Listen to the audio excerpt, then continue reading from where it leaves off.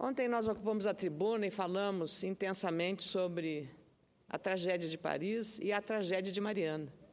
Inescapáveis temas pela urgência, pela extensão, pela gravidade e pelo simbolismo para nos chamar à razão nesta hora tão conturbada desta encruzilhada da civilização no século XXI. Mas eu venho hoje voltar a falar do que vai acontecer hoje à noite, renovando, senador Paulo Paim, a necessidade de que a gente não fuja, não escape, não se omita de votar o PLN 2, que trata de garantir à Previdência Social o recurso necessário para que o Ministério cumpra o pagamento dos aposentados do Aeros.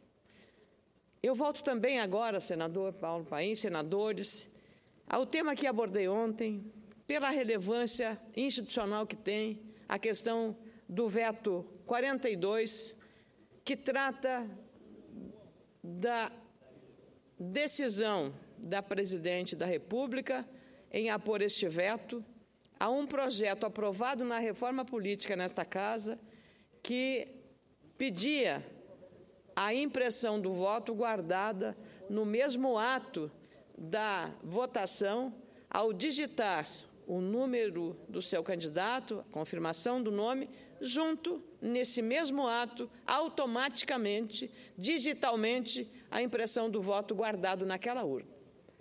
Esse é um tema crucial da democracia, da segurança do eleitor e da segurança do candidato vitorioso ou derrotado. Por que segurança para esses três agentes? Porque simplesmente ali está a verdade. Com a impressão do voto, não haverá nenhum resquício de dúvida sobre o exercício da cidadania de um voto que é secreto. O voto secreto é uma conquista da democracia brasileira e essa impressão do voto terá, para efeito da segurança do eleitor e da democracia, um valor inestimável. E não se pode medir que o sistema custará caro, porque a tecnologia brasileira, que foi capaz de inventar a urna eletrônica, também será capaz de inventar e criar um sistema seguro e não muito caro para assegurar, no mesmo ato da digitação do voto pelo sistema eletrônico na urna, a impressão do voto ali guardado. Em qualquer momento de dúvida de uma secção eleitoral, seja no Mato Grosso, seja no Acre, seja no Rio Grande do Sul, em qualquer estado brasileiro, em qualquer município brasileiro, em qualquer dúvida que surja, vai lá e confirma e faz a verificação, e aí todos ficarão satisfeitos com o resultado que aquilo vai ser apurado.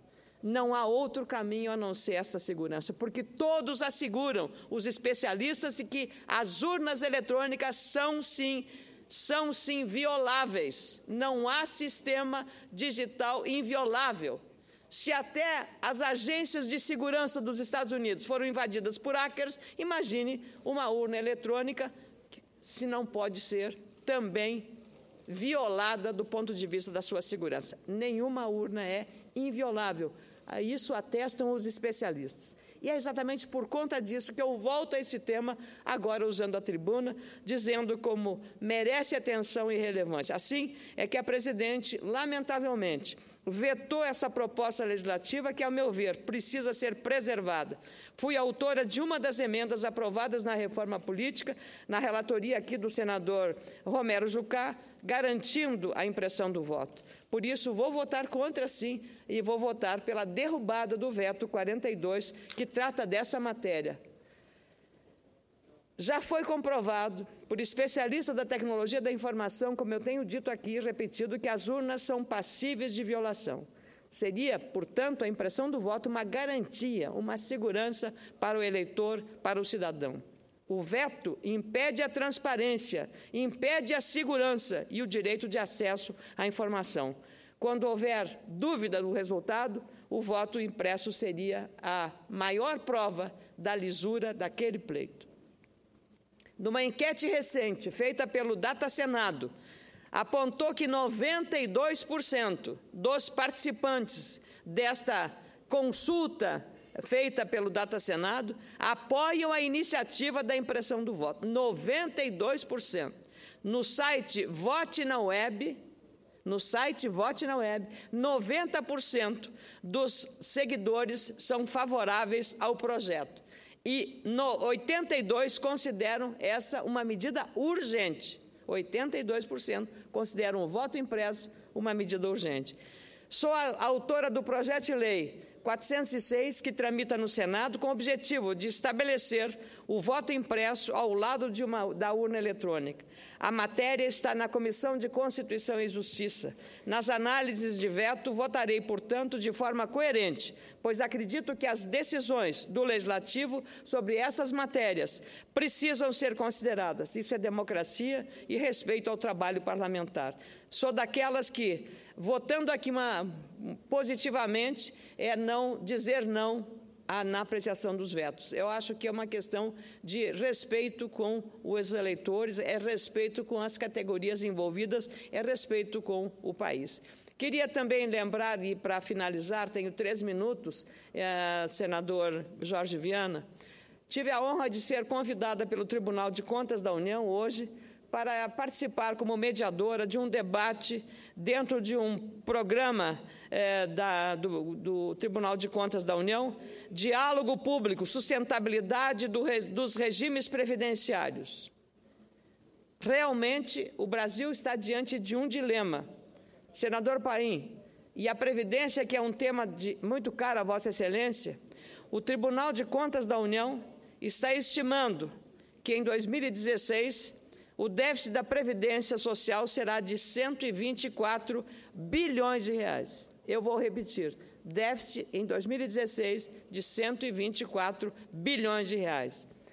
A Corte discutiu nesta terça-feira, por iniciativa do ministro Vital do Rego, que foi senador, nosso colega, com a participação de vários dos ministros do Tribunal de Contas, entre os quais Augusto Nardes e José Múcio Monteiro, alternativas para esse processo. E quero registrar aqui, com muito bom grado, a manifestação e a exposição feita pelo nosso ex-colega Wellington Dias, agora governador do Piauí, que apresentou uma corajosa reforma da Previdência naquele estado, dando como referência e padrão para que outros estados e municípios possam seguir nessa administração. Hoje, do orçamento geral da União, cerca de 40% é dedicado à Previdência, 40%.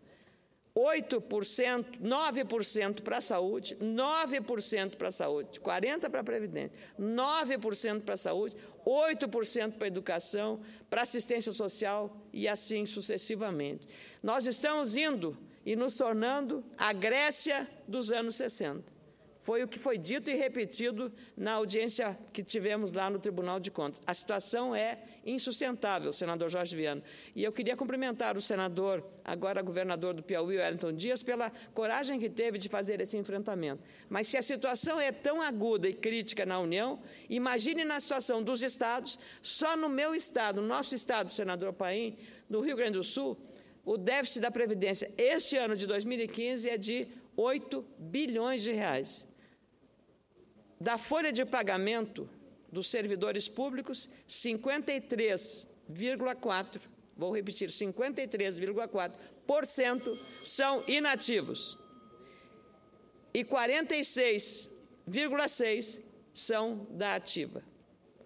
Já não há nenhum servidor para pagar 2 servidores. Então, é uma situação realmente muito crítica e a necessidade desta mudança da Previdência. Então, eu queria saudar o próprio ministro da Previdência Social, Miguel Rosseto, defendeu inclusão social, reconhecendo que há dificuldade, que a população está aumentando a idade e que vai triplicar a nossa população até 2050, portanto, impactando sobre as contas públicas. Na Seguridade Social, o ministro reconheceu que as regras precisam ser repensadas a fim de acompanhar, por exemplo, o aumento da expectativa de vida dos brasileiros. Para o ministro, o desafio do país é equilibrar as conquistas sociais obtidas